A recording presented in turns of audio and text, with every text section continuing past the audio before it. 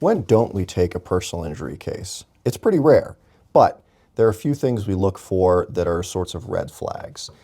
First is if we just get a bad feeling from a potential client. If it sounds like they're trying to pull a fast one, they may not be truly injured, or if they've lied to us openly and we know that, that's an immediate red flag and we won't take that kind of person on as a client. We are interested in representing people who are truly injured, who are truly suffering.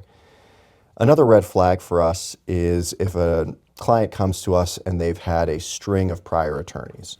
Now, that's a red flag because there's got to be some reason why the prior attorney-client relationship fell apart.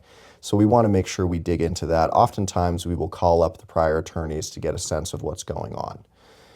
Another issue for us is whether or not the case makes financial sense for the client. That's always our first concern. Some cases can be quite costly to prosecute, and you can take a look at my video on dental malpractice claims for some more info there.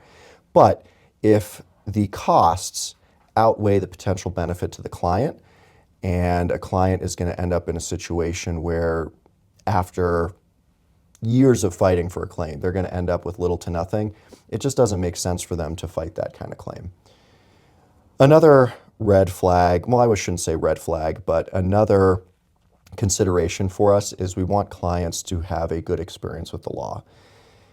Clients don't come to us when something good has happened to them. They come to us when they've been the victim of someone else's negligence and they are injured. And oftentimes their life has been turned upside down. There's nothing we can do about that. That's an experience that they've had and that they need to live with and get the right medical care to overcome their injuries. But what we can do is give them as good of an experience with the law as possible.